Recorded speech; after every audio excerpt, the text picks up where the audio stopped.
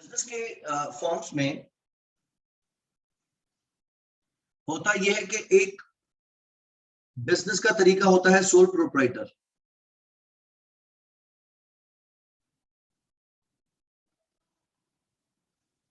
अगर एक सोल बंदा ही बिजनेस का मालिक है तो वो ही बिजनेस में पैसे बहैसियत एक मालिक इन्वेस्ट कर सकता है और वही अकेला अपने घर के लिए उन पैसों को फॉर पर्सनल यूज विड्रॉ कर सकता है।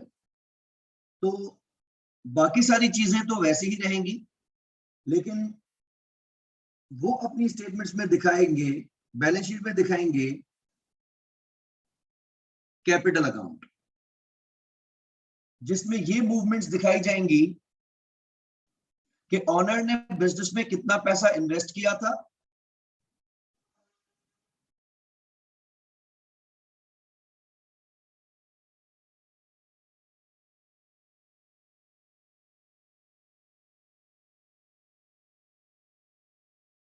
उन पैसों पर ऑनर को कितना प्रॉफिट हुआ था,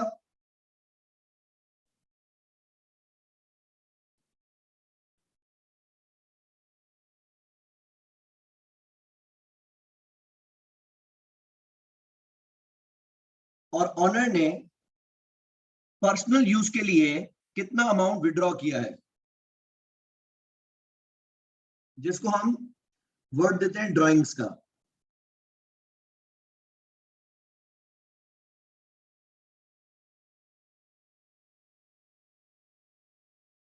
और बाय द एंड ऑनर का कितना अमाउंट बिजनेस में इन्वेस्टेड है,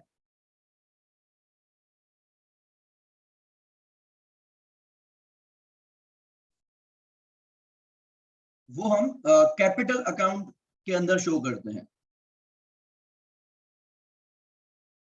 दूसरा बिजनेस करने का तरीका होता है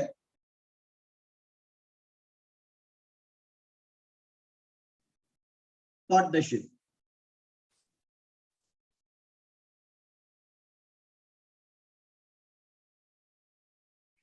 पार्टनरशिप में कम से कम दो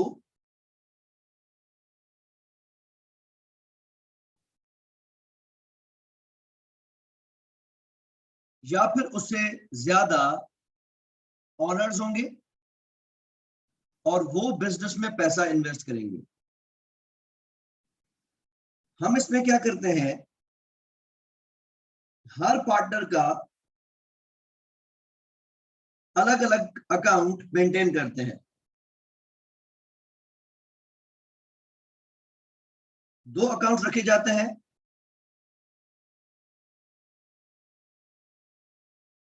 एक रखा जाता है हर पार्टनर का कैपिटल अकाउंट कि ऑनर्स ने बिजनेस में कितना कितना पैसा इन्वेस्ट किया है, और दूसरे रखे जाते हैं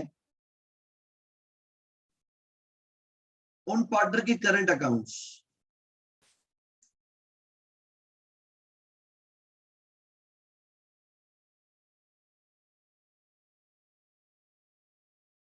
जिसमें हम रखेंगे कि उनके हिस्से में प्रॉफिट का कितना शेयर आता है और हर पार्टनर ड्राइंग्स कितनी लेके जाता है। ये होते हैं दो कॉमन सोर्सेस, एक सोल प्रोप्राइटर और एक पार्टनरशिप। तीसरा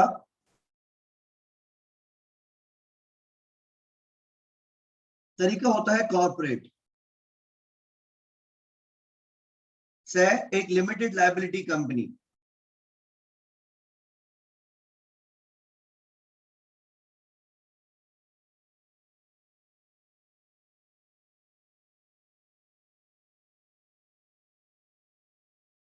एक लिमिटेड लायबिलिटी कंपनी के कितने मालिकान होते हैं?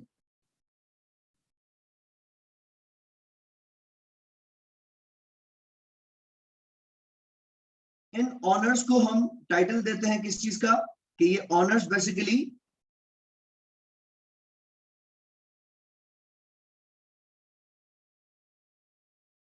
उस कंपनी के शेयर होल्डर्स कहलाते हैं।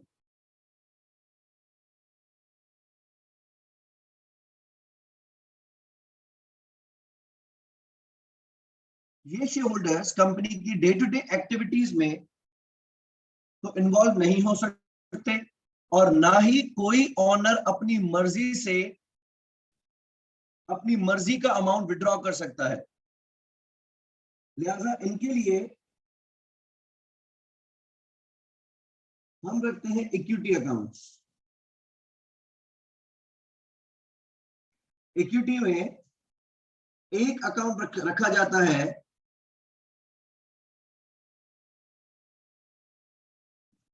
Share capital.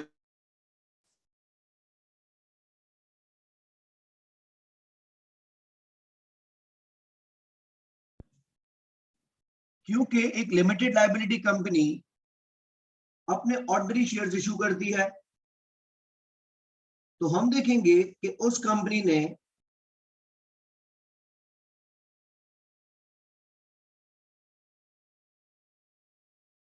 कितने शेयर्स इशू किए हुए हैं और उस हर शेयर की पार वैल्यू कितनी है। होता क्या है कि कंपनी जब रजिस्टर होती है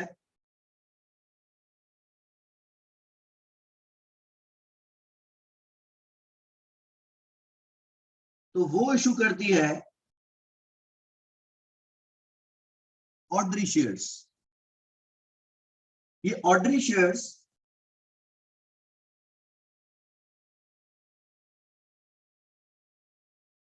की लिमिट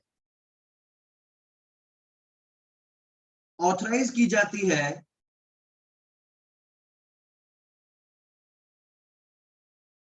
बाय सिक्योरिटीज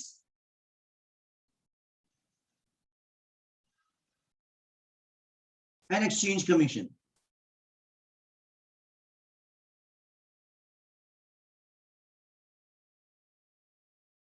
उन शेयर्स पे कंपनी चाहे तो फंड्स रेज कर सकती है, और हर एक शेयर की एक होती है पार वैल्यू। उसको हम पार वैल्यू भी कहते हैं, नॉमिनल वैल्यू भी कहते हैं, लीगल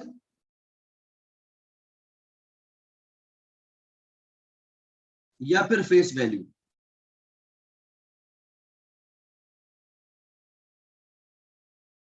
कंपनी अपना शेयर इश्यू कितने में करती है वो कंपनी की अपनी मर्जी है, लेकिन हर शेयर की एक होती है पार वैल्यू, जो कि पाकिस्तान में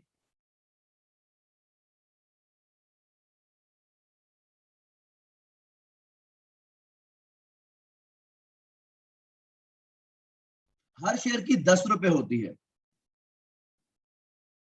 लेकिन कंपनी अपना शेयर कितने में इश्यू करना चाहती है वो कंपनी की अपनी मर्जी है।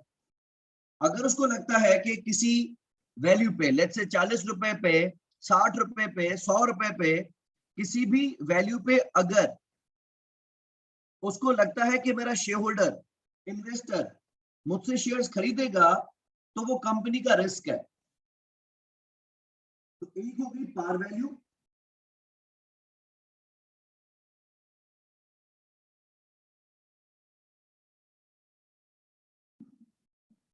और दूसरी होती है इश्यू वैल्यू। इश्यू वैल्यू क्या है?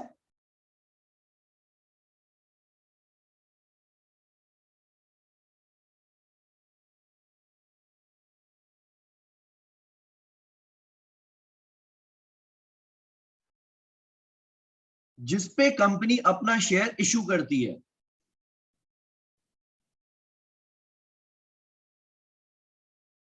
कंपनी को पैसे उतने मिलेंगे जितने पे वो इश्यू करेगी। और तीसरी होती है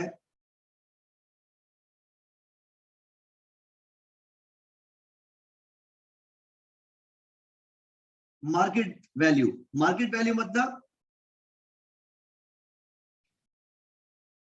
उन शेयर्स की शेयर प्राइस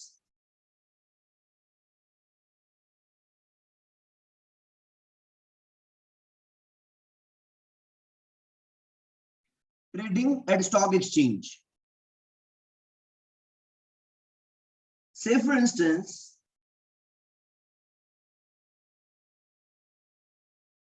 एक कंपनी है वी लिमिटेड,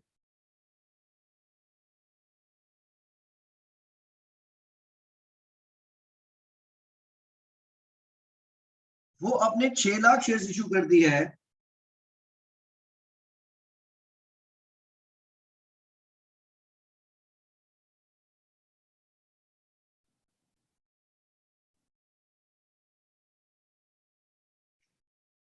जो भी अमाउंट इंस्ट्रूमेंट के नाम के साथ लिखा होगा, जिस तरह यहां पे 10 रुपए लिखा हुआ है, वो हमेशा उस इंस्ट्रूमेंट की पार वैल्यू होगी।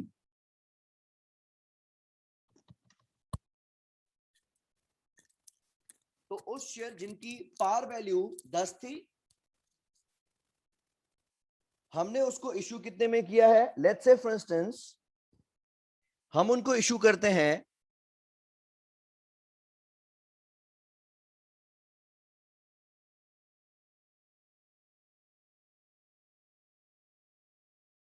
Eight 16 rupees per share. अब शेयर की पार वैल्यू तो 10 है, लेकिन हमने इन्वेस्टर से पैसे कितने लिए हैं? तो हमें टोटल कैश कितना मिलेगा?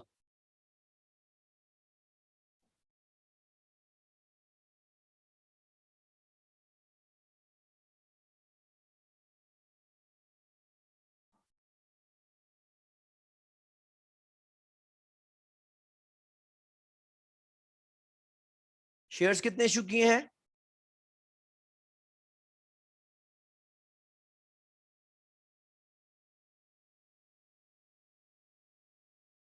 छह लाख। और हर शेयर के पैसे कितने रखे हैं? 16 रुपए। हमें शेयर होल्डर कितने पैसे देंगे?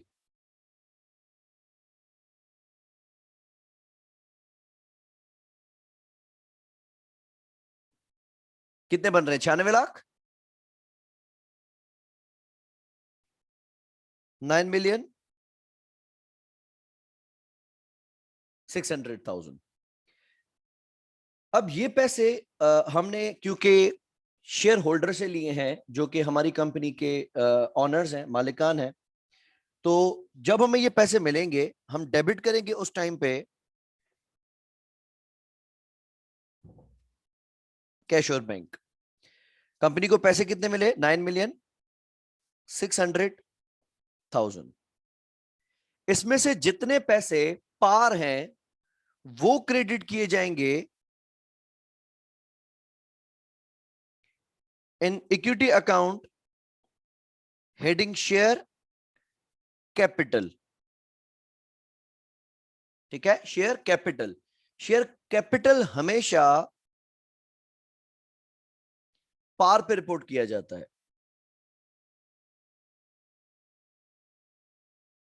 जी सिमरन। सिमरन आप देखें, हमारे शेयर की जो इशू वैल्यू है, जितने पे हमने इशू किया है, वो है 16 रुपए, जबकि उस शेयर की पार वैल्यू या फेस वैल्यू 10 रुपए है। 16 रुपए हमें दिए किसने हैं? शेयर होल्डर ने दिए ना। तो पैसा तो ऑनर्स का है। जो इसके दरमियान डिफरेंस होता है, एक्स्ट्रा अमाउंट हमें मिलता है, उसको हम नाम देते हैं एज शेयर प्रीमियम। तो अगर 10 रुपए वाला शेयर हमने 16 रुपए में इशू किया है, तो 6 रुपए का क्या कहलाएगा? प्रीमियम कहलाएगा। तो कंपनी ने क्या करना होता है, जितनी भी पार वैल्यू होती है उसको इक्विटी में शेयर कैपिटल के नाम से दिखाना होता है,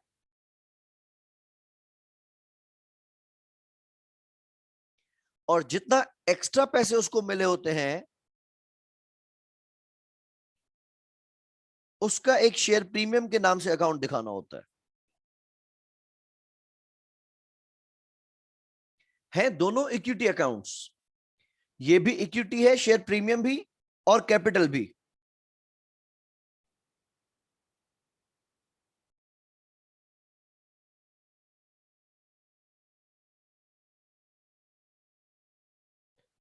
लेकिन जिस तरह पार्टनरशिप में हम कैपिटल और करंट अकाउंट अलग करके बना रहे थे, यहां पे शेयर कैपिटल और शेयर प्रीमियम का अलग अलग अकाउंट बनाया जाएगा, दो अलग अलग अकाउंट्स रखे जाएंगे। आपने शेयर्स कितने इशू किए हैं? 6 लाख। और हर शेयर की पार वैल्यू कितनी है?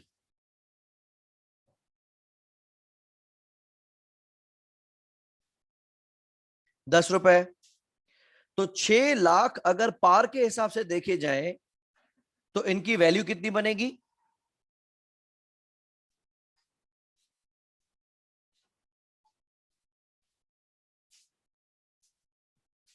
60 लाख, करेक्ट।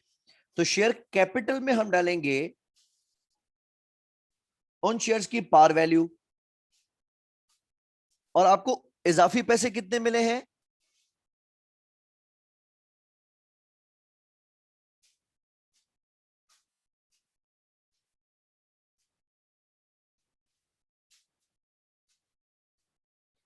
6 रुपए पर share multiply by 6 lakh shares. तो हमें पार से ज्यादा पैसे कितने मिले?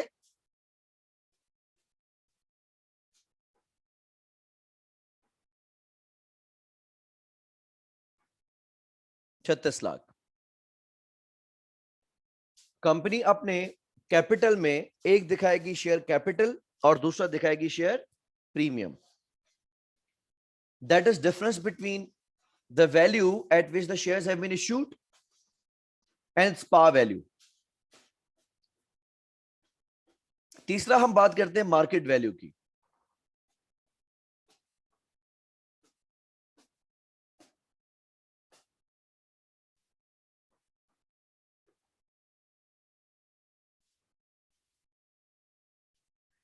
Say for instance,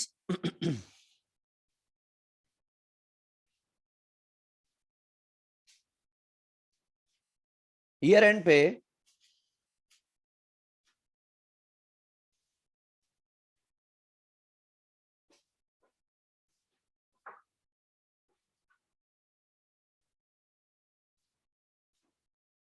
जो कि 30 जून 2019 पे है,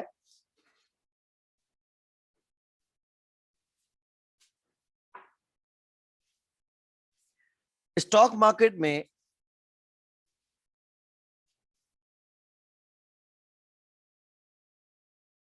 हमारा शेयर 19 रुपए पे ट्रेड कर रहा था। हमसे इन्वेस्टर ने ये शेयर कितने में लिया था? 16 रुपए में। और आज उस शेयर की पाकिस्तान स्टॉक एक्सचेंज में वैल्यू क्या हो गई है? 19 रुपए। ये बेनिफिट किसको मिलेगा?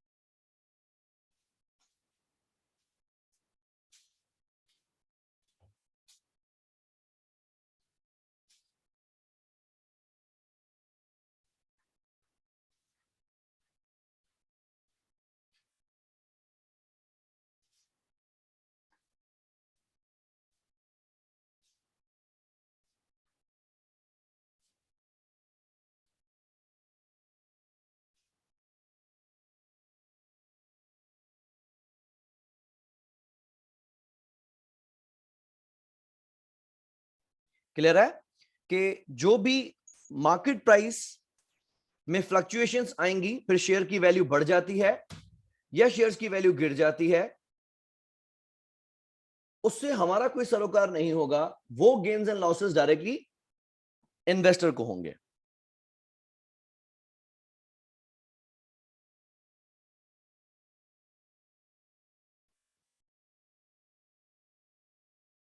लेट्स अज्यूम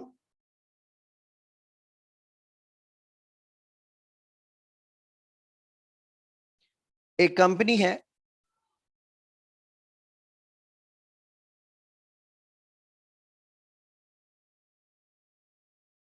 वो 1.3 मिलियन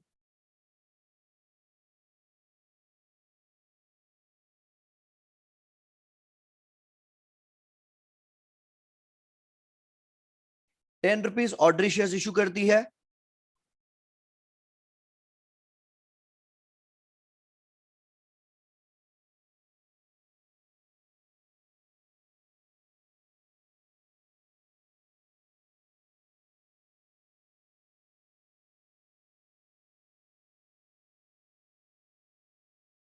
और हर शेयर इशू किया जाता है ₹23.50 पे। इसकी डबल एंट्री क्या बनेगी?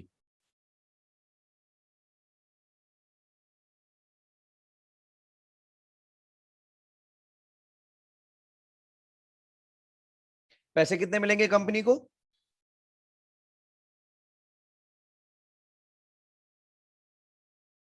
डेबिट करेंगे कैश और बैंक।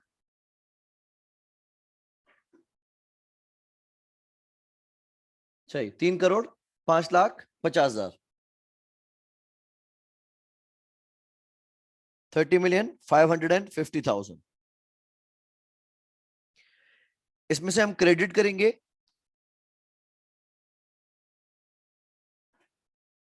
Share capital.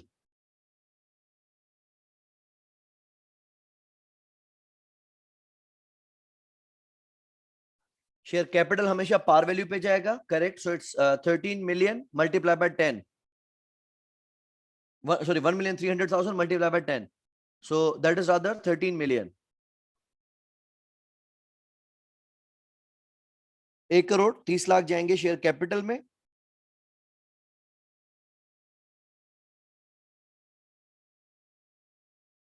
क्रेडिट करेंगे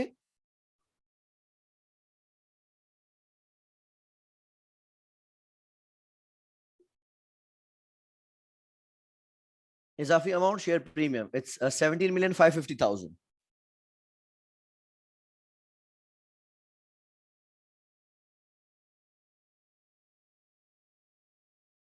ठीक है, यहां तक कोई कंफ्यूजन नहीं है?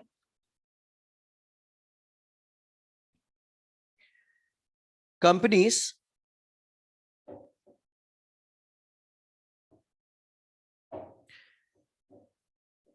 शेयर इशू करने का एक तरीका इस्तेमाल करती हैं जिसको हम कहते हैं राइट्स इशू। राइट्स इशू का मकसद कि कंपनी को जब भी बाद में कभी पैसों की जरूरत पड़ती है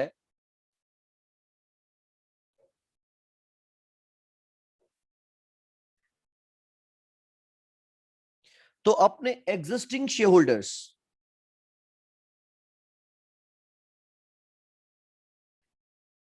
को वो राइट देती है।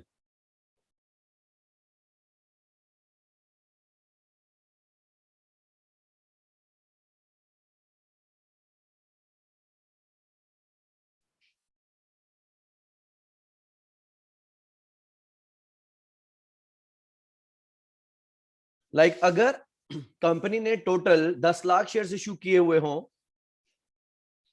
और किसी एक शेयर होल्डर ने आपके 3 लाख शेयर्स खरीदे हुए हों, तो जब मीटिंग्स होती हैं तो 10 लाख वोट्स में से 3 लाख वोट्स एक ही बंदे के पास या एक ही कंपनी के पास हैं, लिहाजा उसके पास 30% वोटिंग पावर है।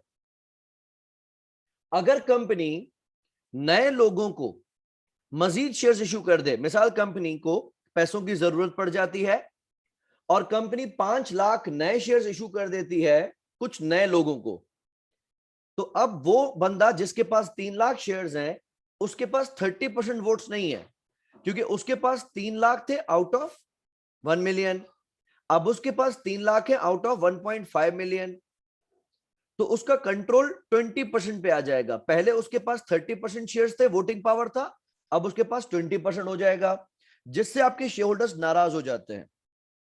कंपनी को जब पैसों की जरूरत पड़ती है तो वो अपने एग्जिस्टिंग शेयर होल्डर्स को ही राइट देती है कि आप अगर चाहें तो मेरे मजीद शेयर्स खरीदने, मुझे पैसे चाहिए। और उसका बेनिफिट ये दिया जाता है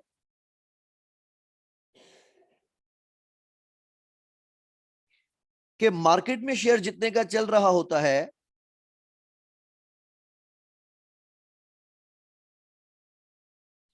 हम अपने शेयर होल्डर्स को ये राइट उस मार्केट वैल्यू से थोड़ा सस्ते में देते हैं।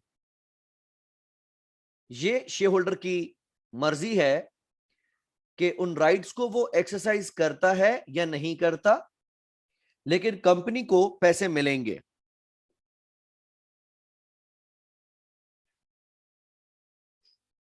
लेट्स से अभी हम एक कंपनी की बात कर रहे थे, एक्स्ट्रा लिमिटेड की। से फॉर इंस्टेंस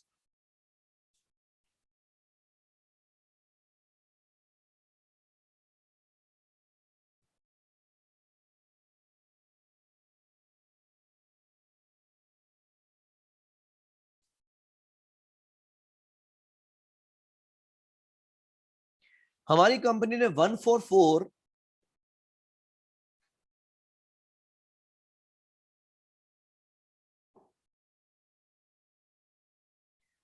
राइट्स दिए हैं शेयर होल्डर्स को।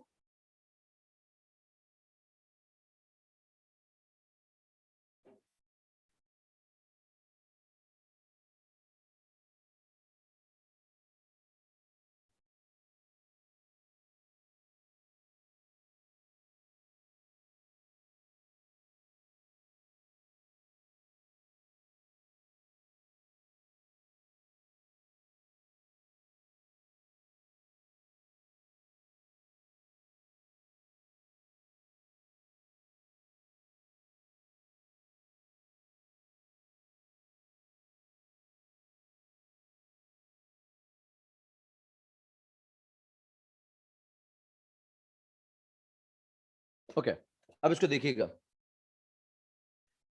हमारी कंपनी ने 144, व्हाट इज 144?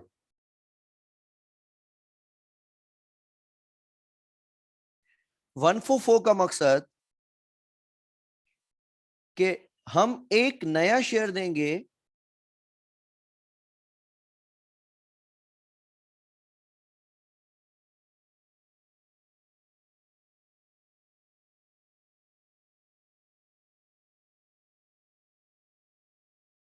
हर 4 शेयर्स के ऊपर। यानी जिन लोगों के पास 4 शेयर्स होंगे उनको एक शेयर मिलेगा, राइट। अज्यूम एक बंदा है जिसके पास 4000 शेयर्स हैं, तो उसको हमने राइट दिया है कि हर 4 शेयर्स पे एक शेयर। तो अगर उसके पास 4000 शेयर्स हैं तो वो राइट्स में कितने शेयर ले सकता है?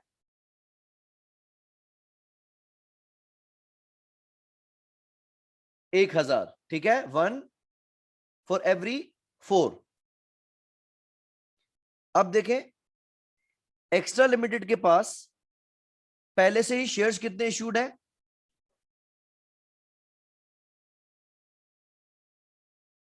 1.3 मिलियन। तो हमने क्या किया,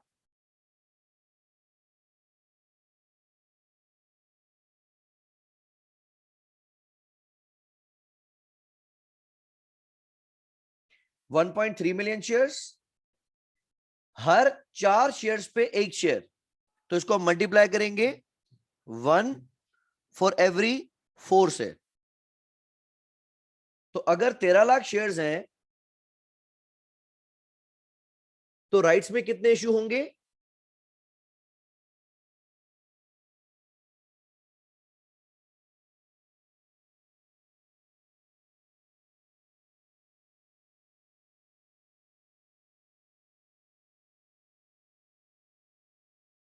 ठीक है, 325,000 शेयर्स।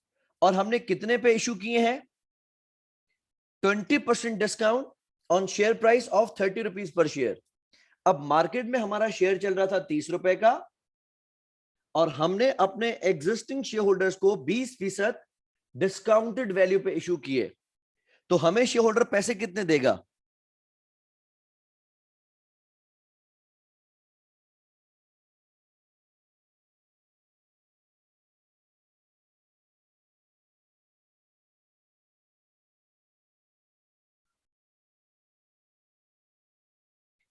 30 रुपए पे 20% डिस्काउंट कितना बनेगा? 6 रुपए।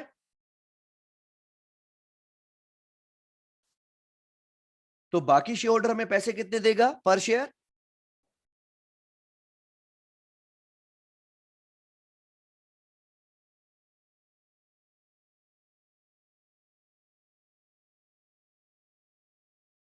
सही है, 26। 3.25 लाख शेयर 26 रुपए के हिसाब से कितने पैसे बनेंगे?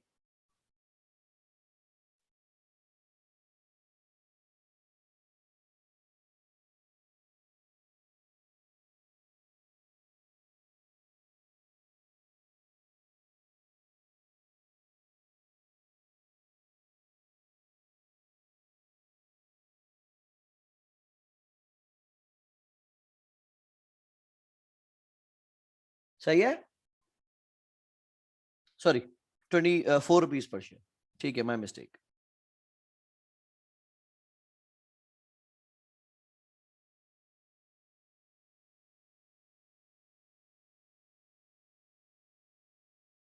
तो 24 के हिसाब से पैसे कितने बन रहे हैं?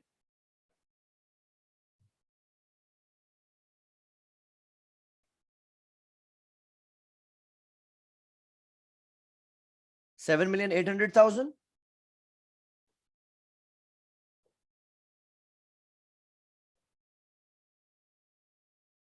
ठीक है,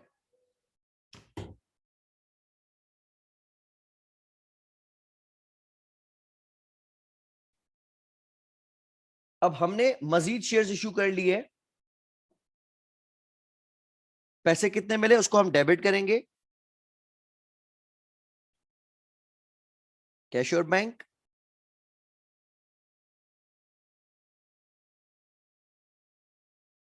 कंपनी को मिले 7,800,000। क्रेडिट करेंगे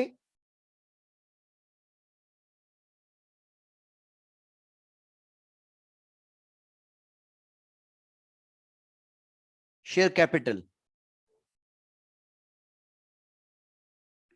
नंबर ऑफ शेयर्स कितने हैं? 3,25,000। और पार वैल्यू कितनी है? 10 रुपए। सही है, 325,000 shares multiply by 10 rupees per share par value.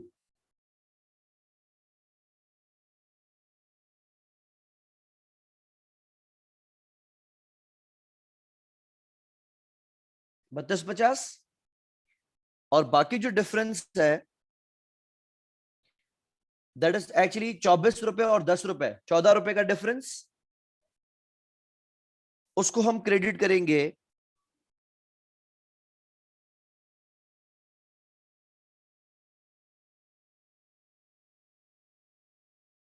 Share premium में। कितना बनेगा शेयर प्रीमियम?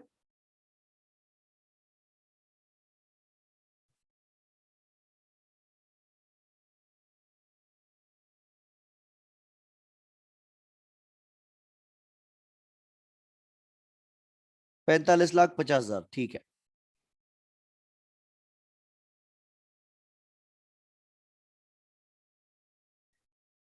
क्लियर हो गया राइट्स इशू।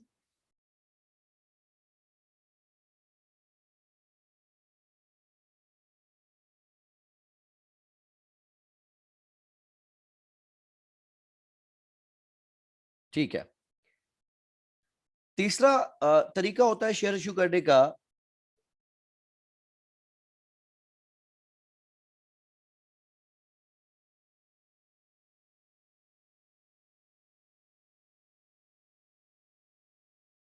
जिसको कहते हैं बोनस इशू। बोनस इशू में भी राइट्स की तरह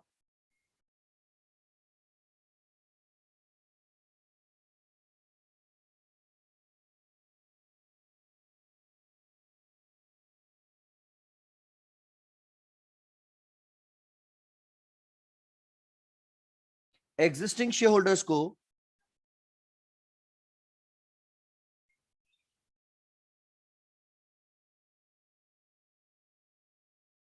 मजीद शेयर्स दिए जाते हैं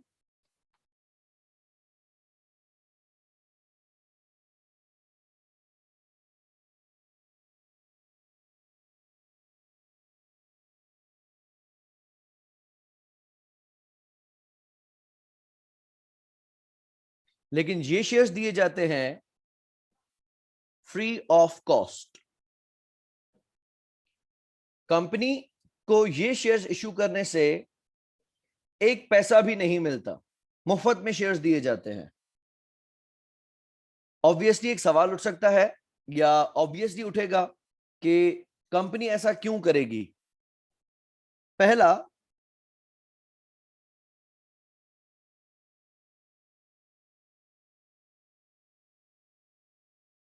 जब कंपनी के पास डिविडेंड देने के लिए पैसे नहीं होते,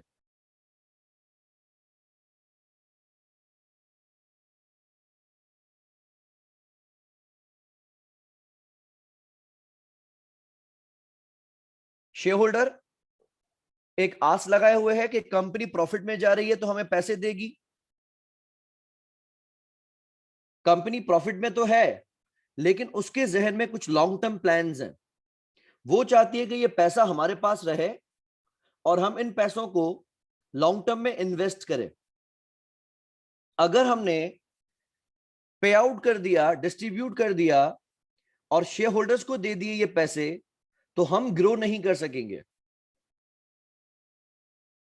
तो हम क्या करते हैं कि शेयर होल्डर्स को उसकी अगेंस्ट कुछ शेयर्स दे देते हैं फ्री ऑफ कॉस्ट। उससे क्या होता है कि शेयर होल्डर्स के पास पैसे तो नहीं आते, लेकिन इजाफी शेयर्स आ जाते हैं। अब जिन शेयर होल्डर्स को पैसे चाहिए, वो उन शेयर्स को मार्केट में सेल करके इनकैश करवा सकता है। तो कंपनी को अगर डिविडेंड देने भी हैं लेकिन पैसे नहीं देने, तो वो उनको शेयर्स के फॉर्म में दे देता है, जिसको हम बोनस शेयर्स कहते हैं।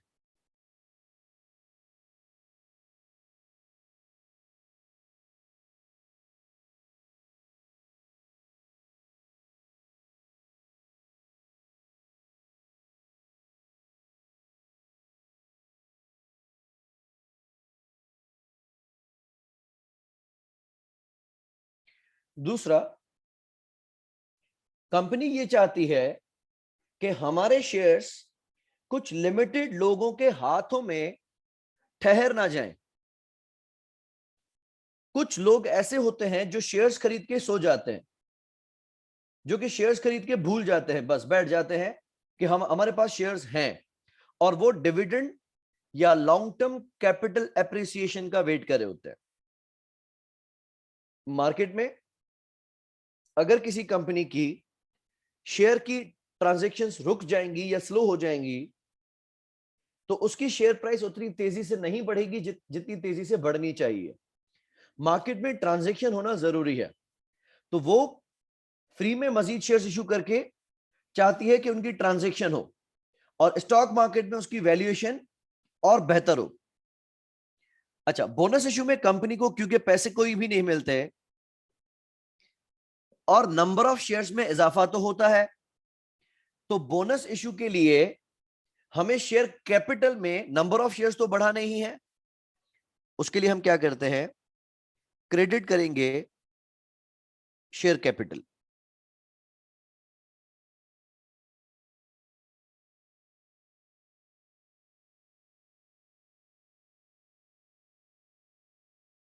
क्योंकि आपने शेयर्स तो इशू की ही है, लेकिन डेबिट कैश नहीं कर सकते क्योंकि कंपनी को पैसे तो कोई मिले ही नहीं, ना ही मिलने हैं।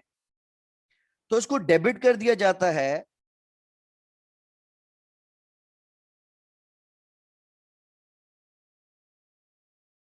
From share premium. Market value क्या भी हो, हम उसको डेबिट करेंगे पार वैल्यू पे।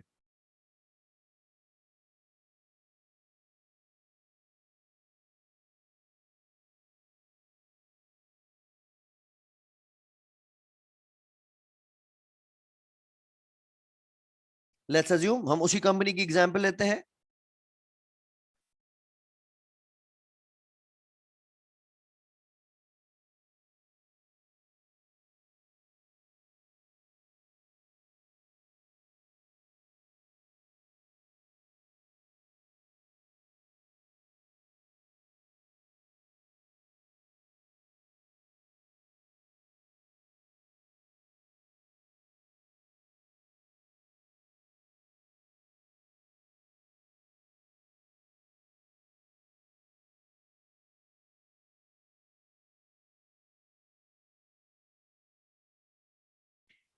अज्यूम हमारी उसी कंपनी ने 2 for 10 2 for 10 क्लियर है, जिसके पास 10 शेयर्स होंगे उसको 2 शेयर्स मिलेंगे। इसको हम 1 for every 5 भी कह सकते हैं। अच्छा पहले तो देखें, कंपनी के ऑलरेडी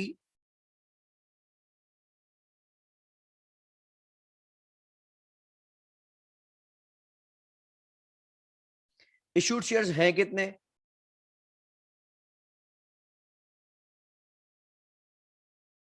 इनिशियली कंपनी ने कितने शेयर्स इश्यू किए थे, जो पहले पहले हमने एग्जांपल की थी?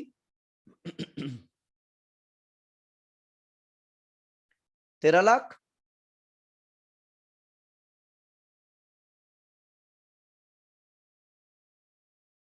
ठीक है, कंपनी ने पहले इश्यू किए थे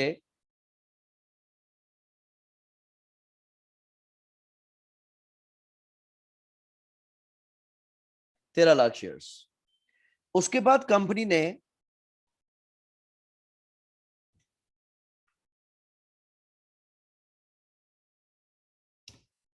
राइट्स इश्यू किया था, और राइट्स में कंपनी ने कितने शेयर्स दिए थे? 325,000।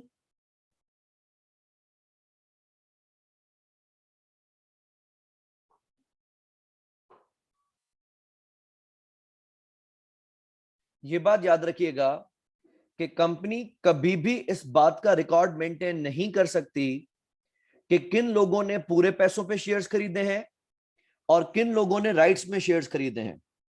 ये इश्यू होने के बाद शेयर्स आपस में मिक्स हो जाते हैं, लिहाजा दोनों को जो डिविडेंड मिलेगा, जो वोटिंग पावर मिलेगा, जो बोनस मिलेगा, या जो कुछ भी कंपनी की परफॉर्मेंस उनको दी जाएगी, वो सबको बराबर मिलेगी।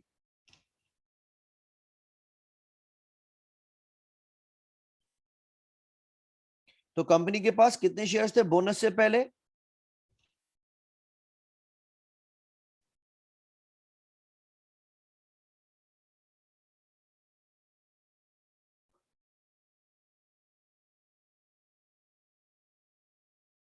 16,25,000 करेक्ट। अब ये नहीं कह सकते कि पहले ही मुफ्ते हैं उनको और मुफ्ता दें, ऐसा नहीं हो सकता। अब हमारे पास 16,25,000 शेयर होल्डर्स एक ही सफ में खड़े होंगे।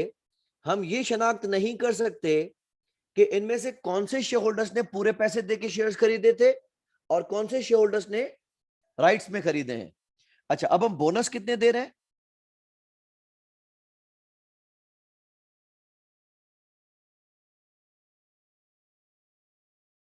2 for every 10।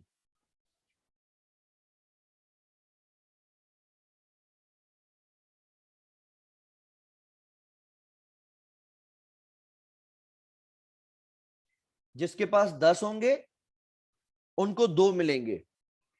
तो 16,25,000 डिवाइडेड बाय 10 मल्टीप्लाई बाय 2, नए शेयर्स कितने होंगे? 3,25,000।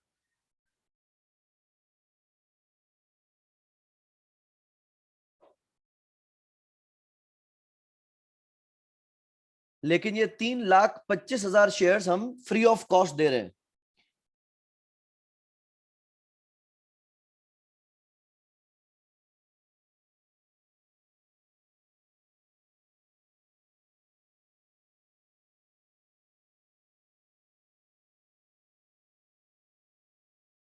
तो बोनस के बाद हमारे नंबर ऑफ शेयर्स कितने हो जाएंगे?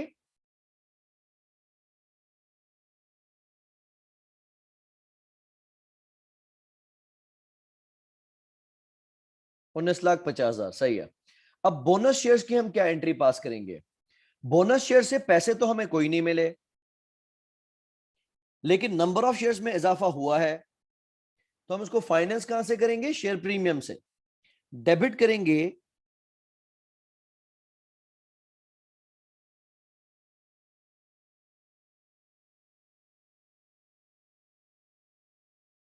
शेयर प्रीमियम और क्रेडिट करेंगे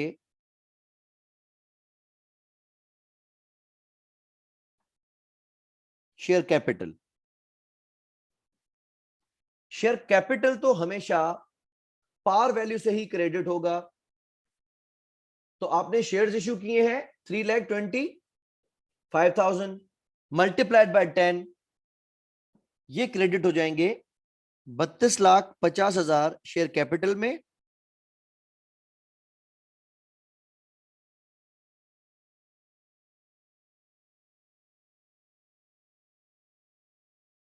और डेबिट हो जाएंगे पार वैल्यू पे ही 32,50,000 शेयर प्रीमियम से। जब हम बैलेंस शीट बनाएंगे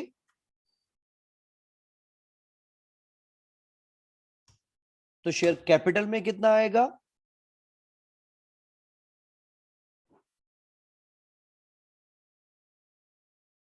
और शेयर प्रीमियम में कितना आएगा। तो हम देखेंगे एट इनिशियल इशू। शुरू शुरू में जब हमने शेयर्स इशू किए थे तो कितने किए थे,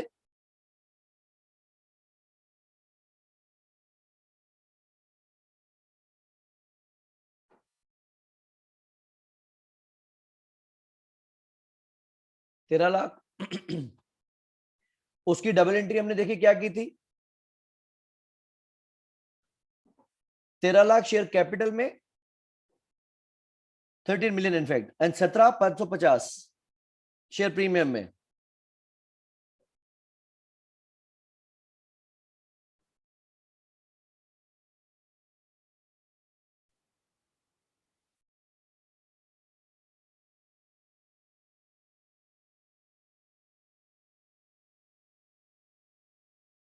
उसके बाद हमने किए थे राइट्स इश्यू,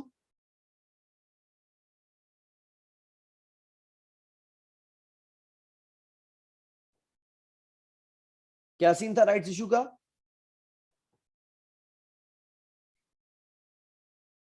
क्रेडिट किया था 3,250 एंड 4,550,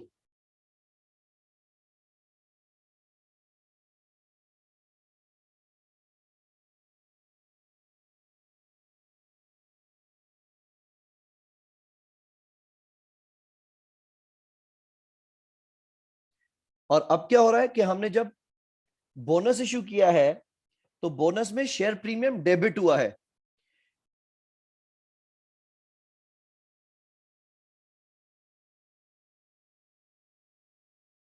और शेयर कैपिटल क्रेडिट हुआ है।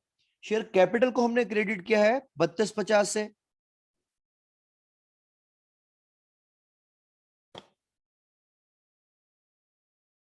और शेयर प्रीमियम को हमने डेबिट किया है 32,50 से।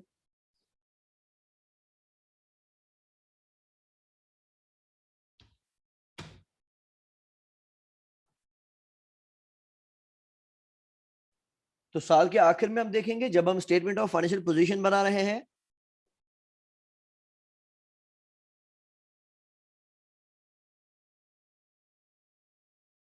तो हमारे शेयर कैपिटल में कितना अमाउंट है,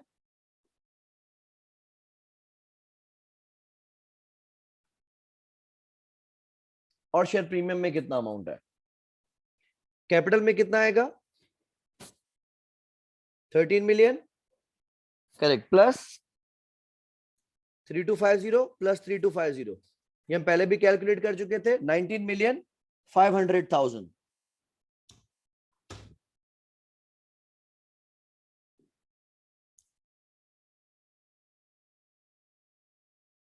और शेयर प्रीमियम में कितना बैलेंस है,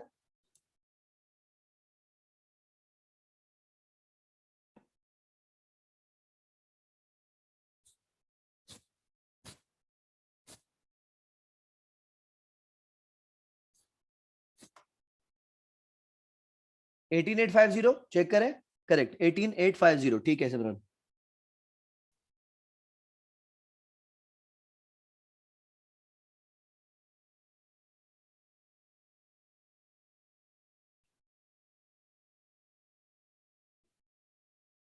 कोई कंफ्यूजन है यहां तक,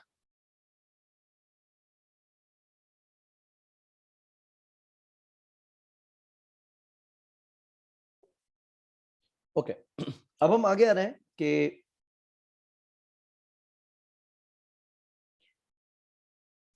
हमें एक कंपनी का ट्रायल बैलेंस दिया जाएगा।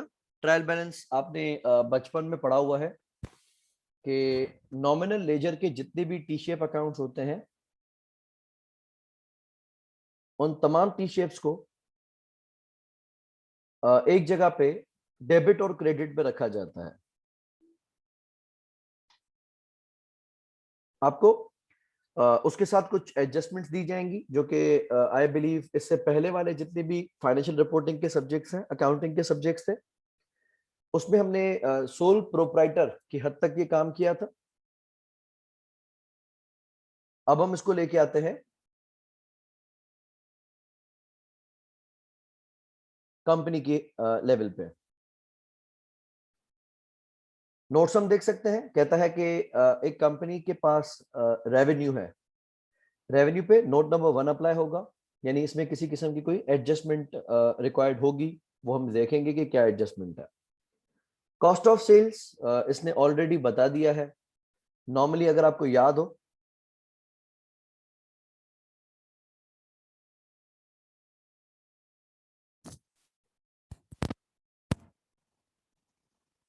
ओके, रेवेन्यू हमें गिवन है, रेवेन्यू पे नोट नंबर 1 लगाया गया है। इसका मकसद कि रेवेन्यू पे किसी किस्म की कोई एडजस्टमेंट है जो कि नोट नंबर 1 में हमें पता चलेगी। Cost of sale, cost of sale अगर आपको याद हो तो हम नॉर्मली कैसे कैलकुलेट करते हैं? कॉस्ट ऑफ सेल कैलकुलेट करने का नॉर्मल तरीका होता है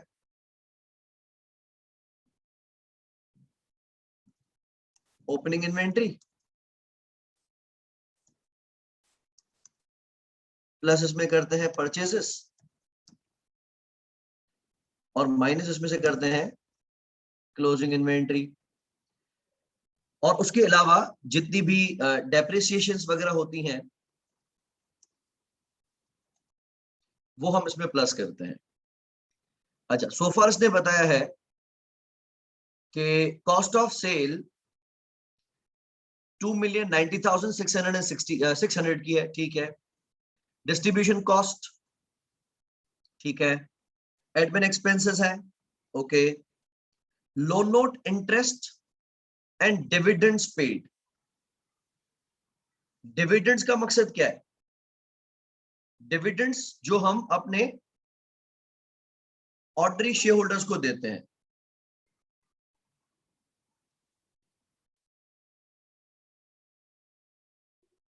सही है। So dividend is normally share of profit paid out by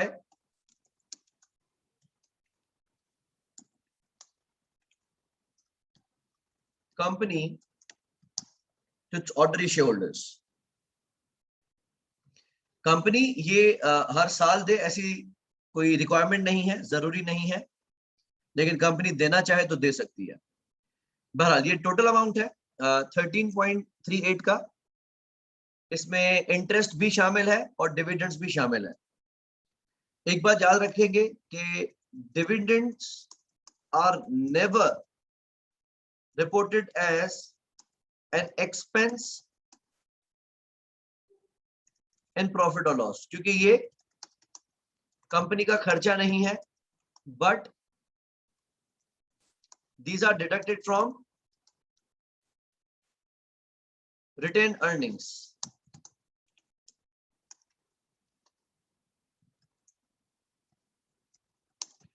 as these are distribution of profit। और distribution of profit को हम वैसे क्या पढ़ते थे? ड्राइंग्स। ड्राइंग्स को कभी भी बिजनेस का खर्चा नहीं माना जाता।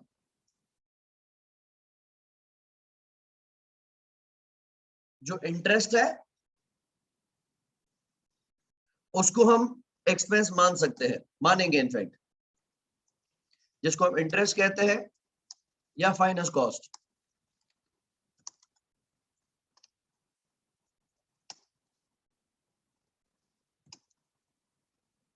और इसको प्रॉफिट लॉस में चार्ज किया जाता है। लेकिन डिविडेंड्स को कभी भी ऐसे नहीं किया जाएगा। बैंक इंटरेस्ट, ये भी इंटरेस्ट है। फिर हमारे पास एक लीज प्रॉपर्टी है, 20 year lease property at cost, 100 million की है, 20 साल की लीज है। प्लांट एंड इक्विपमेंट जिसकी कॉस्ट है 1,55,500। अक्यूमुलेटेड डेप्रिसिएशन कब की गिवन है? 1 अप्रैल 2013। और हमारा ईयर एंड क्या है? 31 मार्च 2014। यानी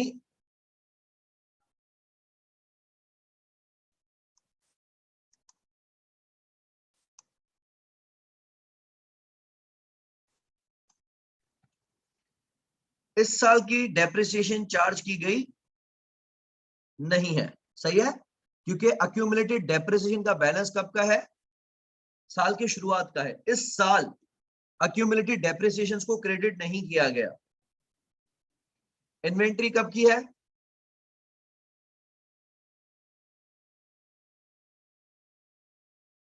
साल के आखिर की है, क्लोजिंग इन्वेंट्री है। Trade receivable, trade payable, bank हमारा क्रेडिट पे आ रहा है। बैंक क्रेडिट पे आ रहा है, इसका मकसद क्या है?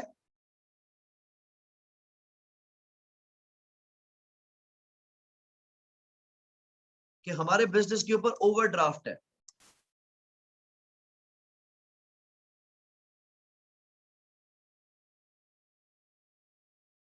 सही है। अच्छा, अब ये देखिएगा इक्विटी शेयर्स की पार वैल्यू कितनी है?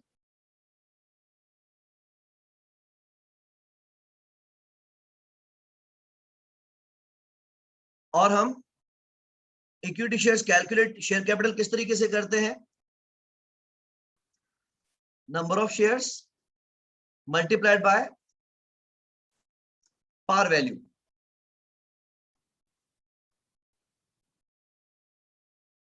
अब अगर हमारे एक शेयर की पार वैल्यू 25 सेंट्स है, 25 सेंट्स है, और हमारा शेयर कैपिटल कितना है? 56,000। हम इस फॉर्मूला को करेंगे रिवर्स। कैसे करेंगे, ध्यान दीजिएगा। शेयर कैपिटल कैसे कैलकुलेट किया जाता है? We just discussed, is number of shares multiplied by par value. अब इस क्वेश्चन में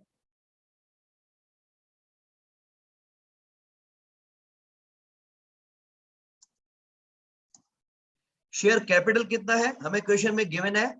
हमारा शेयर कैपिटल है 56 मिलियन। ठीक है।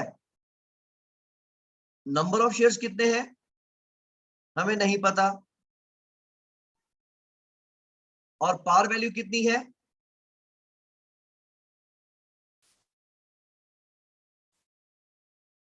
पार वैल्यू है 25 सेंट्स।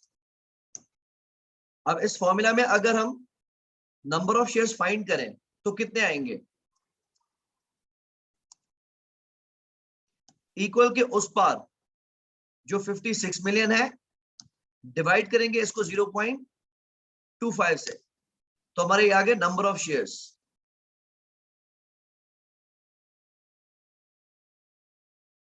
ठीक है, कोई कंफ्यूजन है तो डिस्कस कर लें।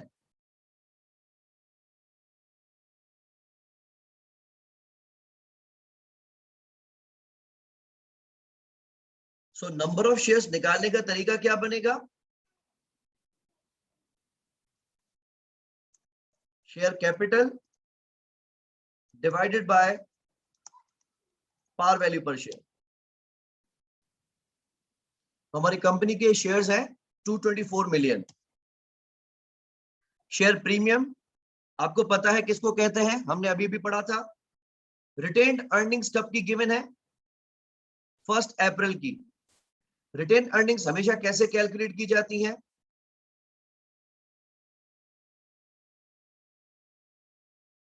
रिटेन अर्निंग्स का मकसद कंपनी के अब तक के कितने प्रॉफिट्स हैं।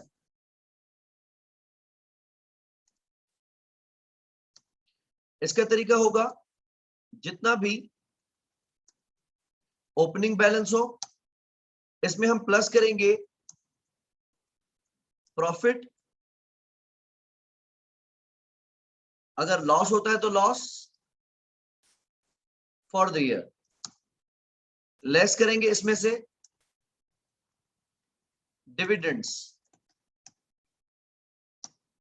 और ये आ जाएंगे हमारे क्लोजिंग रिटेन अर्निंग्स।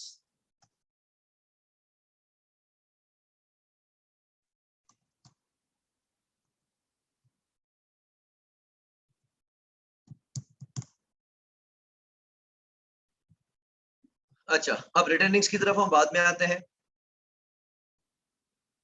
आगे है 5% कन्वर्टेबल लोन नोट। आपको याद है लास्ट क्लास में हमने पढ़ा था कन्वर्टेबल लोन नोट। अगर कोई बॉन्ड्स या लोन नोट्स कन्वर्टेबल है तो हम उनको पूरा का पूरा अमाउंट लायबिलिटी तस्लीम नहीं करते, बल्कि हम इसको स्प्लिट करते हैं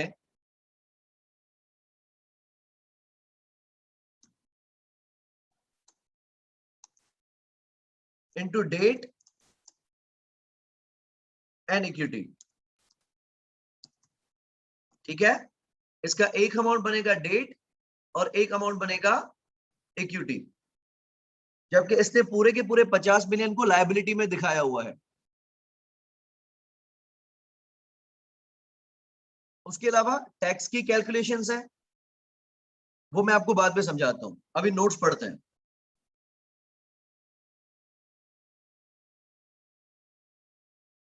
नोट में कहता है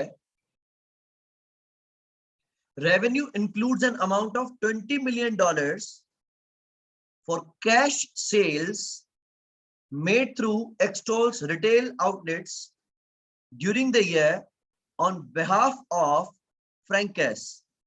ध्यान देना, हमने 20 मिलियन की कैश सेल्स की हैं, जिसमें रिटेल आउटलेट किसका था? एक्सटॉल का, लेकिन हमने सेल किसके बिहाफ पे की है? फ्रैंकेस पे। आगे लिखा है extol is acting as an agent। ये हमेशा याद रखिएगा।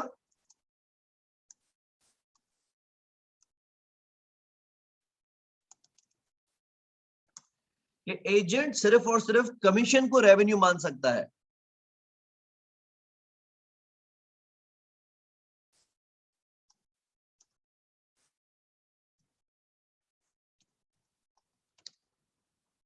सही है, जहां एजेंट होगा वो सिर्फ और सिर्फ अपनी कमीशन को रेवेन्यू मान सकता है, पूरी की पूरी ट्रांजैक्शन को रेवेन्यू नहीं मान सकता। is entitled to commission of 10% of the selling price of these goods। हमें सिर्फ और सिर्फ कमीशन मिलनी है सेलिंग प्राइस का 10%।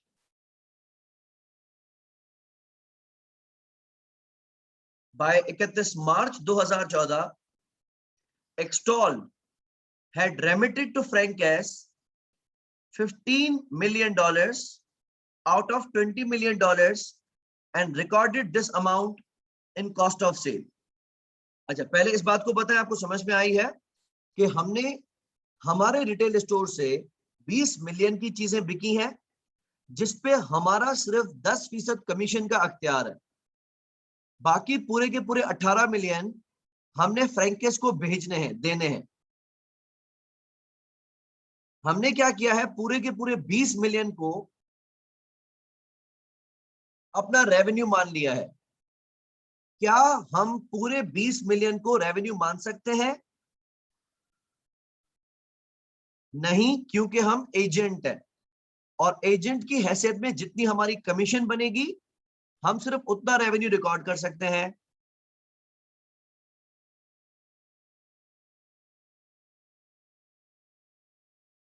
और आपने रेवेन्यू रिकॉर्ड किया हुआ कितना है?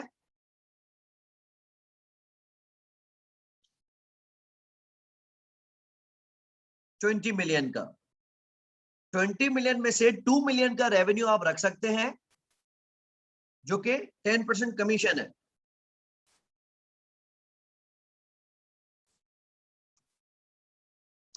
सो इट्स 2 मिलियन का 10%। हमारी कमीशन कितनी है?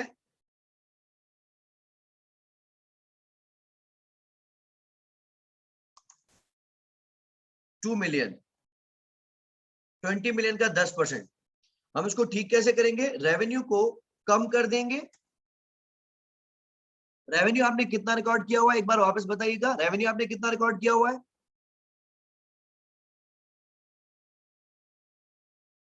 20 मिलियन। और आप रिकॉर्ड कर कितना सकते हैं?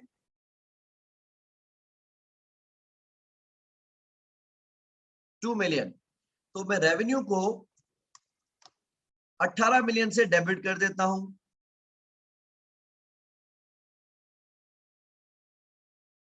फिर आपने 15 मिलियन को अपने खर्चे में दिखा दिया है। क्योंकि आप एजेंट हैं, तो ना तो ट्रांजैक्शन की प्राइस आपका रेवेन्यू बनेगी, ना ट्रांजैक्शन की कॉस्ट आपकी कॉस्ट ऑफ सेल बनेगी। हम कॉस्ट ऑफ सेल से निकाल देंगे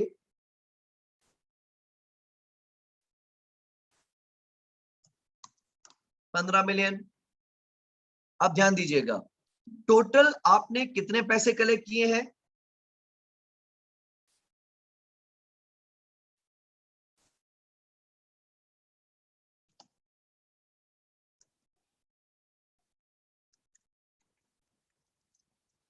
हमने बेचा है 20 मिलियन का। हमारी कमीशन कितनी है इसमें?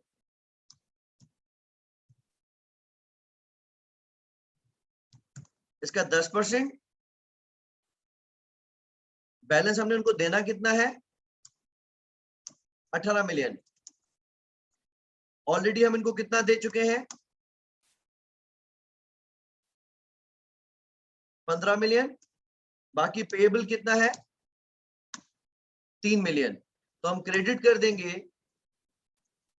Payable 3 million to फ्रैंकस। ये हमारी हो जाएगी adjustment.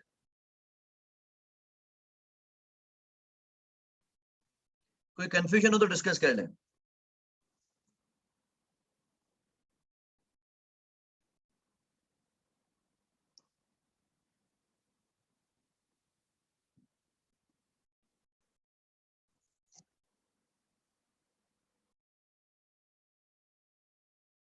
Next note,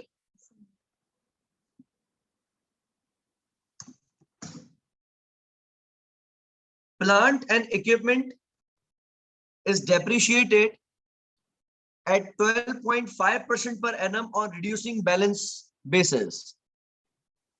reducing balance basis पे परसेंटेज किस पे लगती है? कॉस्ट पे या नेट बुक वैल्यू पे?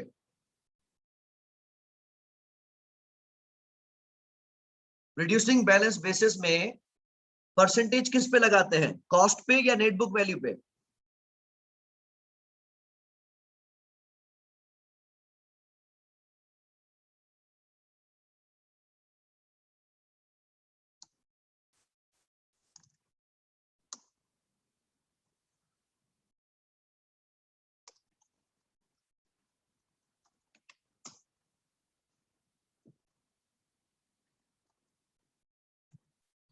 रिड्यूसिंग बैलेंस मेथड में हम हमेशा नेट बुक वैल्यू पे परसेंटेज लगाते हैं।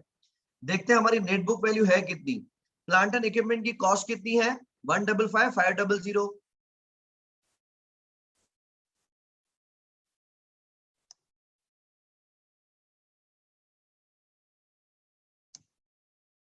ठीक है, 155,500 माइनस अब तक कितने से डेप्रिशिएट हो चुका था? 43,500 से।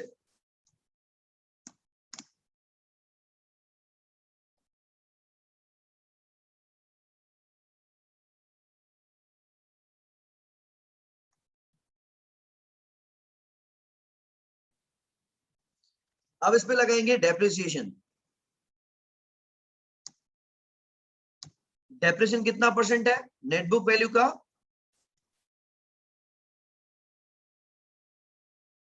12.5%।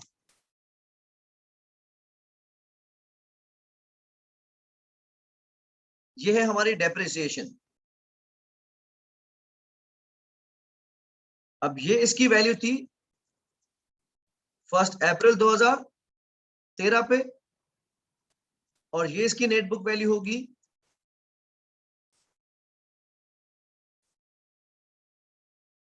31 मार्च 2014 पे। हमारा ईयर एंड क्या है?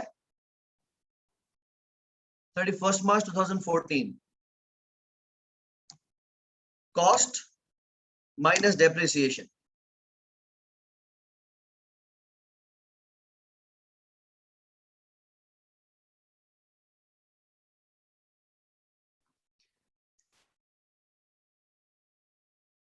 दूसरा इसने कहा है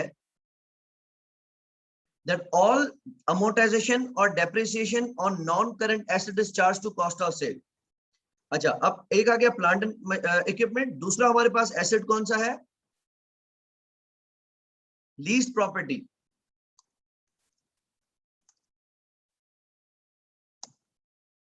लीज प्रॉपर्टी को डेप्रिशिएट करने का तरीका कैसा होगा?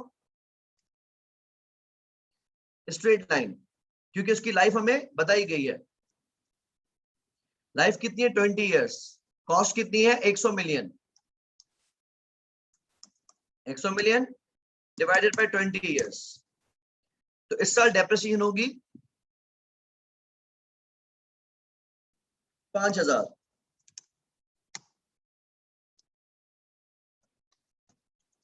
ऑलरेडी कॉस्ट कितनी है? 100 मिलियन। अक्यूमुलेटेड डेप्रिसिएशन अगर रखें तो ऑलरेडी क्वेश्चन में कितनी है? 25,000 प्लस इस साल कितनी आपने चार्ज की? 5,000। तो नेट बुक वैल्यू एट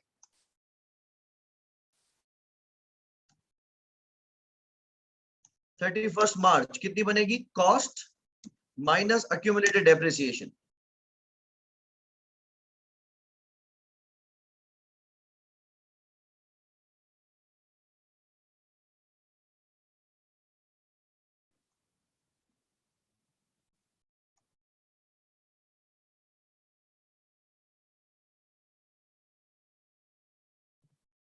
तो इस साल हम एक 14,000 की डेप्रिसिएशन चार्ज करेंगे, दूसरी 5,000 की डेप्रिसिएशन चार्ज करेंगे। ये भी कॉस्ट ऑफ सेल में जाएगा और ये भी कॉस्ट ऑफ सेल में जाएगा।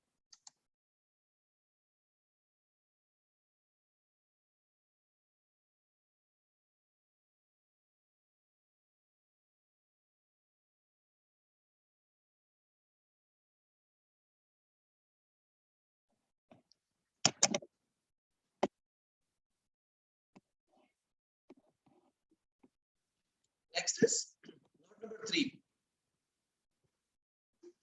On 1st August 2013, साल के बीच में Extol made a fully subscribed rights issue।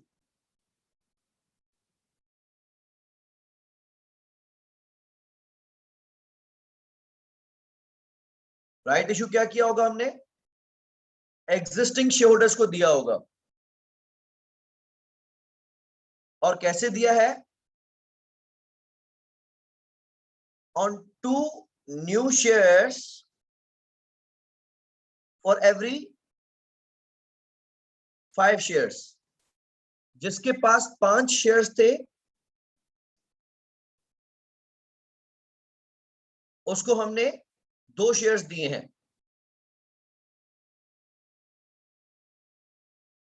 The market price of extol shares before issue was 1.02। हमारा कोई लेना देना नहीं है।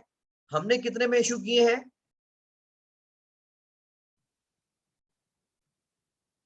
60 सेंट्स पे। अच्छा, आगे कहता है कि हैव बीन फुली रिकॉर्डेड। जब रिकॉर्डेड है तो हमें कुछ नहीं करना।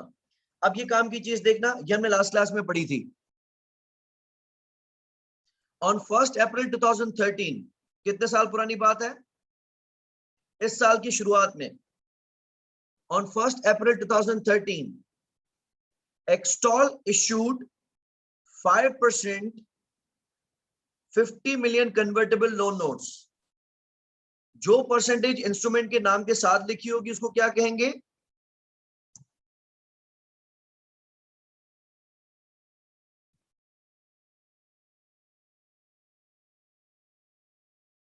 कूपन, और जो अमाउंट इंस्ट्रूमेंट के नाम के साथ लिखा होगा उसको क्या कहेंगे? Par value. Good.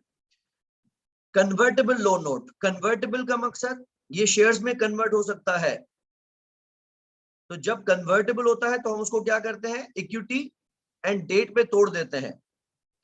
Interest is payable annually in arrears on 31 March each year. The loan note is redeemable at par. ठीक है, रिडीम कितने पे होना है? और convertible into equity shares at the option of the loan note holder on 31 March 2016। इसकी अगर counting करें, आपने इशू कब किया है? 1 अप्रैल 2013 पे। रिडीम कब होना है? 31 मार्च 2016 पे। इसका मेच्योरिटी पीरियड कितना है?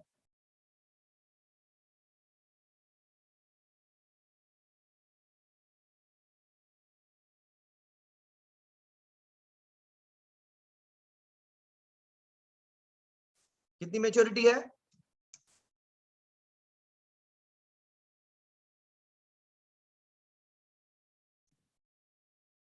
3 ईयर। सही है। 2013 में इशू हुआ है, 13 से 14, 15, 16।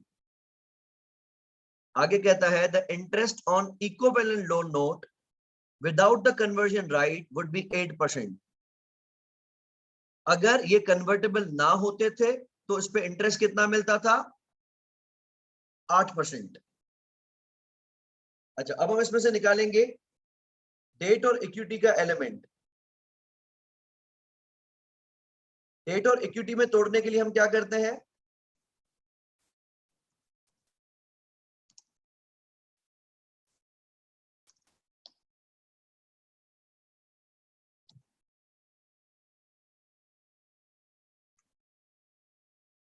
कॉन्ट्रेक्चुअल कैश फ्लोज को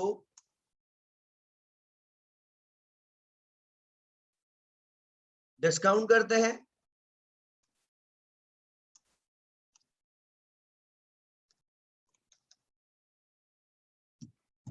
1 से लेकर 3।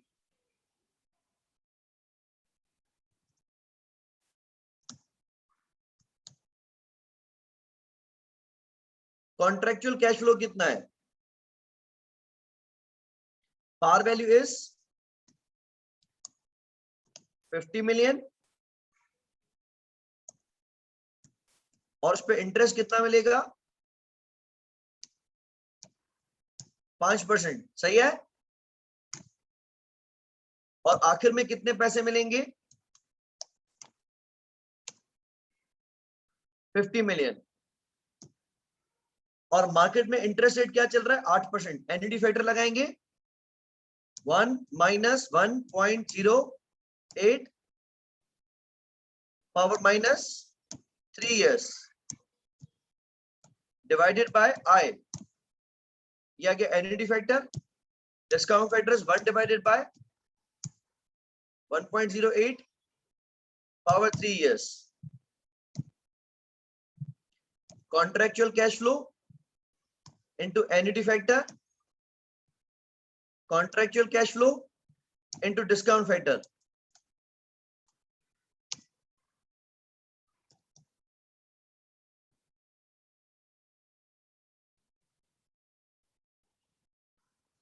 ये आ गया इसका डेट कंपोनेंट।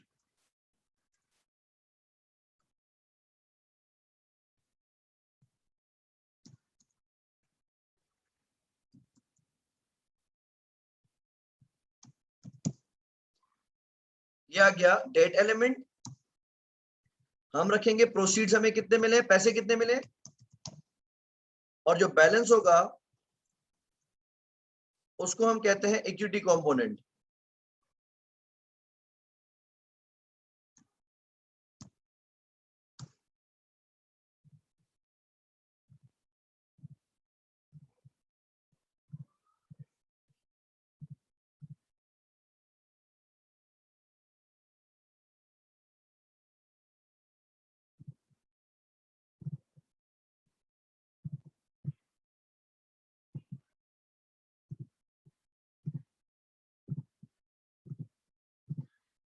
अच्छा, अब आगे देखते हैं।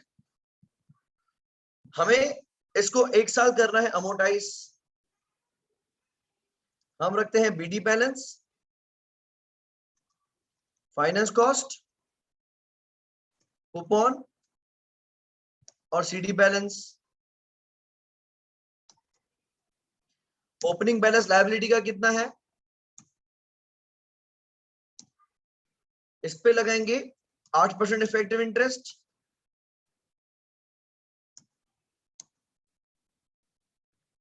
माइनस करेंगे कूपन,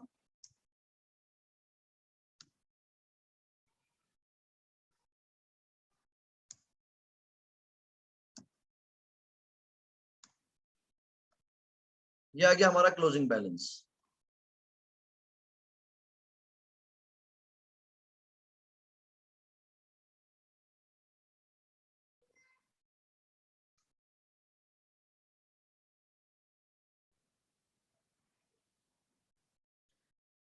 अब हमने क्या करना है, डेबिट करना है फाइनेंस कॉस्ट। प्रॉफिट लॉस में कितना जाएगा,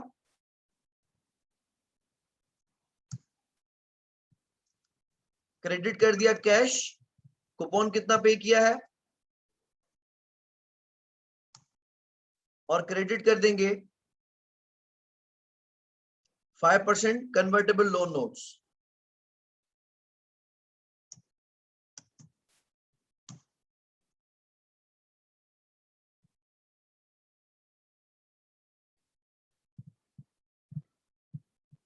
नोट नंबर 5,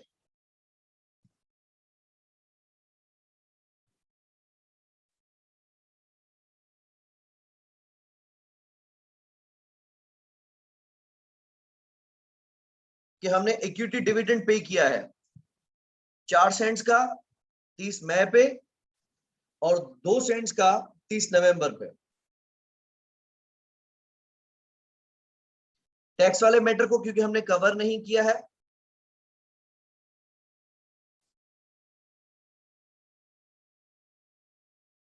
तो इसको हम क्रॉस कर देंगे। ये हम इसको नहीं पढ़ेंगे क्योंकि हमने टैक्स वाला टॉपिक नहीं कवर किया है, हमारे सिलेबस में नहीं है।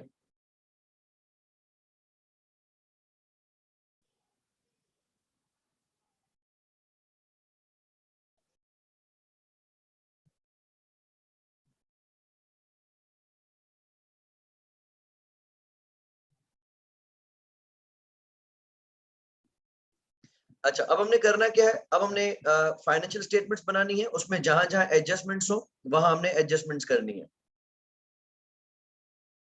टाइम हम देखेंगे हमारे पास टोटल बचता है या नहीं।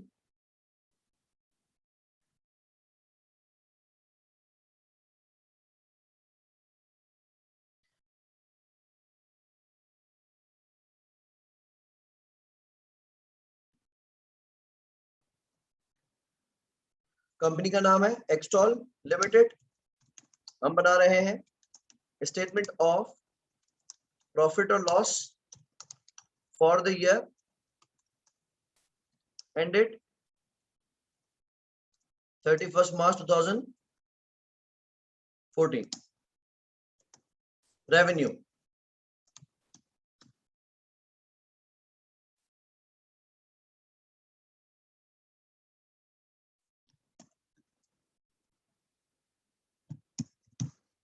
रेवेन्यू ट्रायल बैलेंस में कितना है,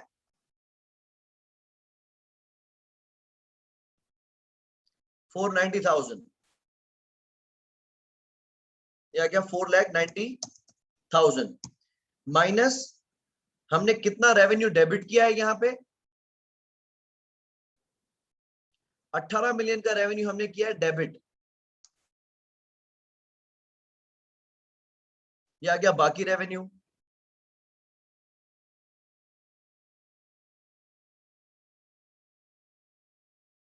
let's calculate cost of good sold.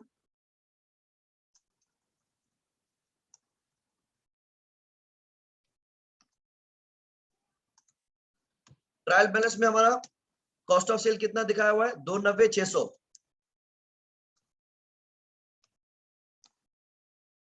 अब इसमें एडजस्टमेंट्स हमने क्या क्या करनी है, एक तो हमने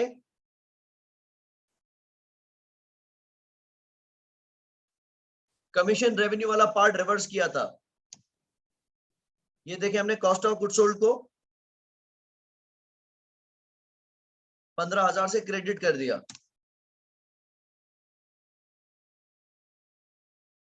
उसके अलावा हमने चार्ज करनी है डेप्रिसिएशन, एक हमने चार्ज की है प्लांट एंड इक्विपमेंट की। प्लांट एंड इक्विपमेंट की डेप्रिसिएशन कितनी है? 14,000। और प्रॉपर्टी की उसकी डेप्रिसिएशन हमने चार्ज की है 5,000।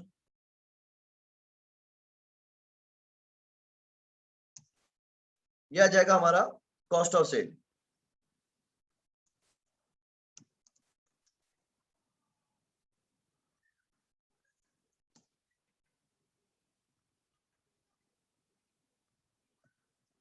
यहां पे हम चार्ज कर रहे हैं कॉस्ट ऑफ गुड सोल्ड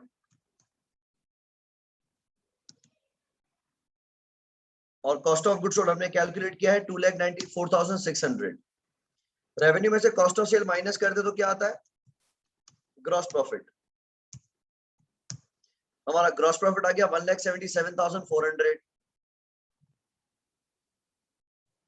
इसमें से हम माइनस करेंगे एडमिन कॉस्ट,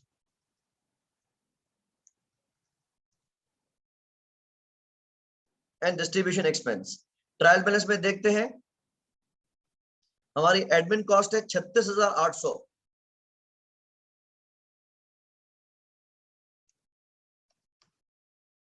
और डिस्ट्रीब्यूशन एक्सपेंस है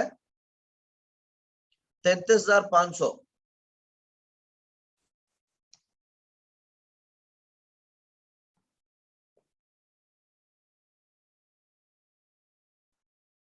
इसके बाद हम रखेंगे फाइनेंस कॉस्ट।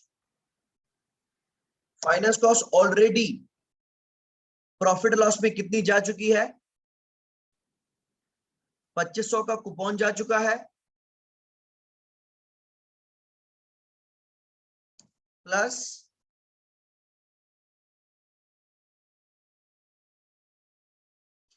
बैंक इंटरेस्ट कितना है? 900। या क्या 900 का इंटरेस्ट,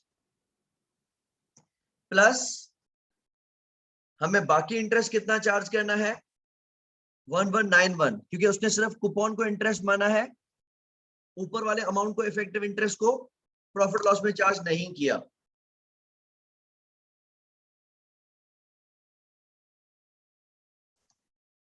यह आ गई हमारी फाइनेंस कॉस्ट।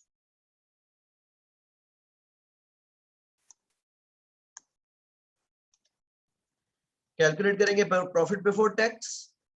ग्रॉस प्रॉफिट में से एडमिन, डिस्ट्रीब्यूशन एंड बाकी कॉस्ट माइनस कर देंगे।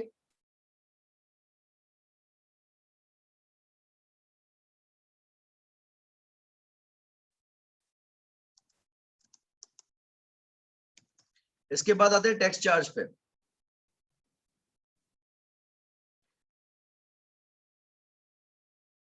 सिर्फ इतना पार्ट देखें,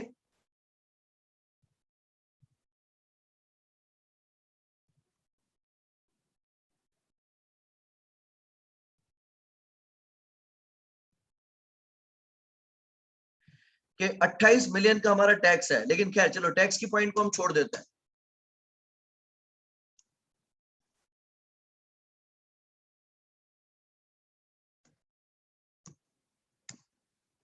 तो हमारा प्रॉफिट फॉर द ईयर आ गया 102,509।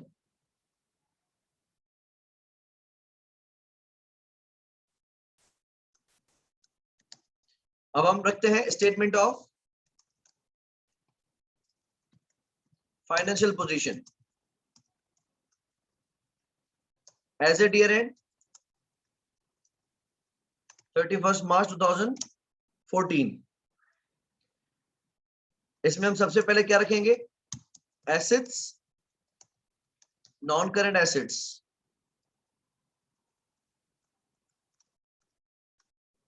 प्रॉपर्टी प्लांट,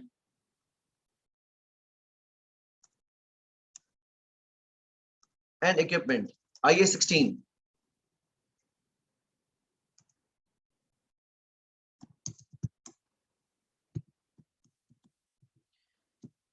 ध्यान दीजिएगा,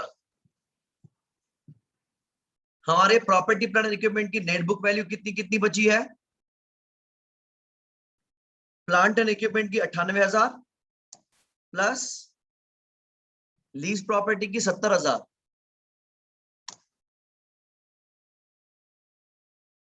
उसके अलावा देखते हैं हमारे पास कोई नॉन करंट एसेट्स अगर हो तो क्या क्या है। ट्रायल बैलेंस में देखें कोई और नॉन करंट एसेट है क्या?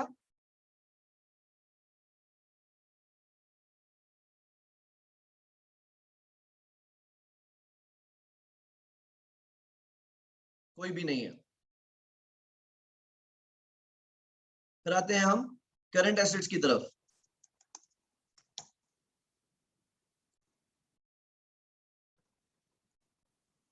करंट एसेट्स में एक हमारे पास है इन्वेंट्री, दूसरा है ट्रेड रिसीवेबल,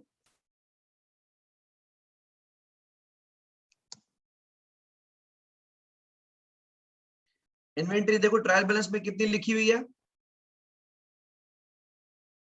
61,000 की। और ट्रेड रिसीवेबल लिखा हुआ है 63,000 का।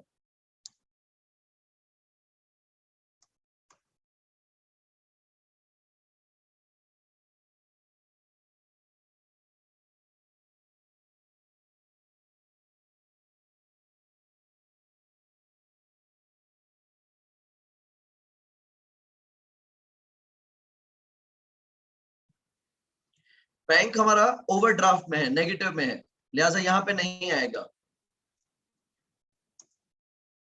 या क्या हमारे करंट एसेट्स,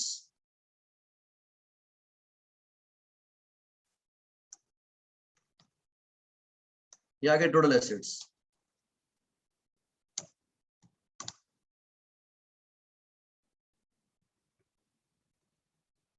दूसरी तरफ आएंगे,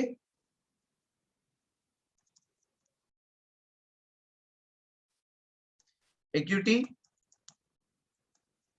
एंड लायबिलिटीज। इक्विटी में सबसे पहले हम रखेंगे शेयर कैपिटल। शेयर कैपिटल हमारा कितना है ट्रायल बैलेंस में?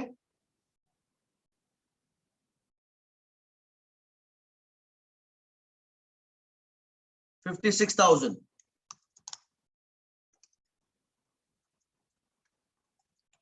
शेयर प्रीमियम, शेयर प्रीमियम कितना है? वो भी क्वेश्चन में लिखा हुआ है 25,000। अब हम रखेंगे retained earnings. Retained earnings calculate करने का तरीका देखें, ये हमने ऊपर लिख दिया था। हमारा रिटेन अर्निंग्स का ओपनिंग बैलेंस कितना गिवन है? 26,080। इस साल का प्रॉफिट या लॉस कितना हुआ है? 102,509।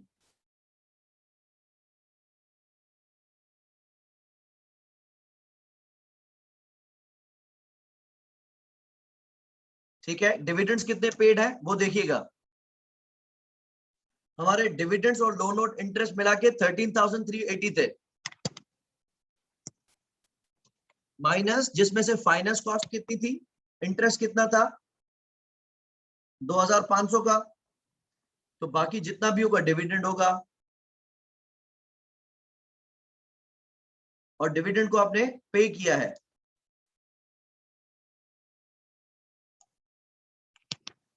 क्लोजिंग बैलेंस रखेंगे opening plus profits minus dividends, ये आ गई हमारी रिटेन अर्निंग्स।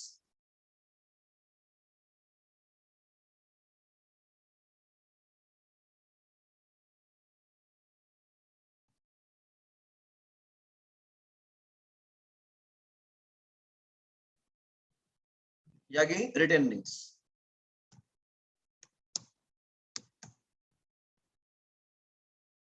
अच्छा, उसके अलावा हमने कन्वर्टेबल में इक्विटी एलिमेंट बनाया है।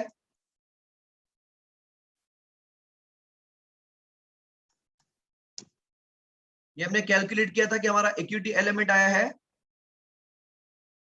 3866।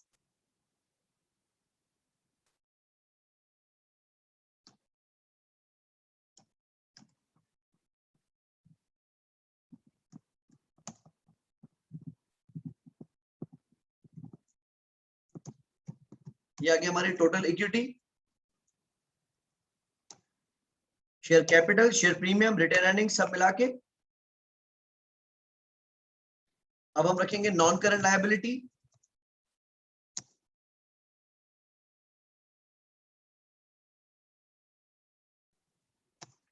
नॉन करंट लायबिलिटीज में हमारे पास क्या है, 5%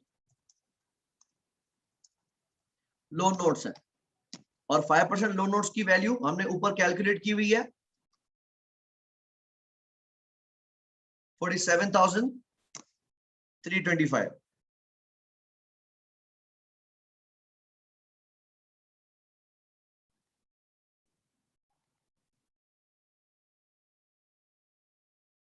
सही है। और चीजें देखते हैं हमारे पास क्या क्या है। रेवेन्यू प्रॉफिट लॉस में गया, cost of sale profit loss में, डिस्ट्रीब्यूशन एडमिन गया, बैंक इंटरेस्ट वगैरह सब गया, लीज प्रॉपर्टी हमने एसेट्स में रख दी, इन्वेंट्री रख दी, रिसीवेबल्स रख दिए। अब आते हैं पेएबल्स, बैंक ओवरड्राफ्ट की तरफ।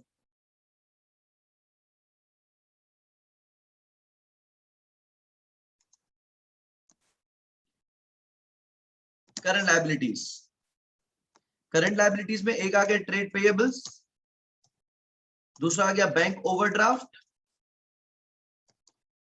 तीसरा आ गया करंट टैक्स, चौथा आ गया डेफर्ड टैक्स जो लिखा हुआ है लास्ट में। ट्रेड पेएबल कितना है, क्वेश्चन में कितना लिखा हुआ है trade payable,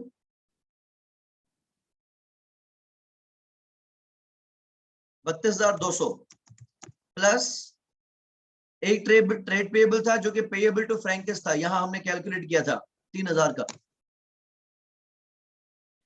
bank overdraft as it is given है 5,500। करंट टैक्स एसेट की साइड पे, चलो मैं यहां से हटाता हूं।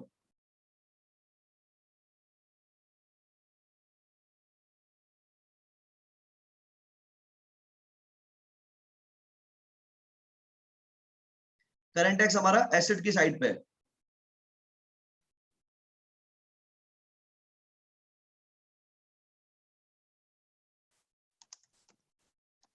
कितना है current tax, 3,200।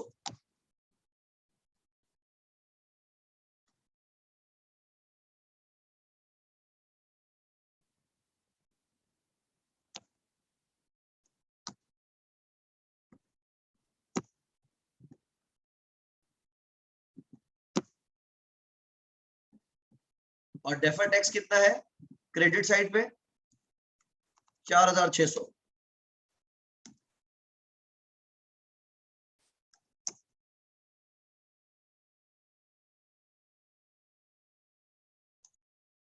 Total equities and liabilities,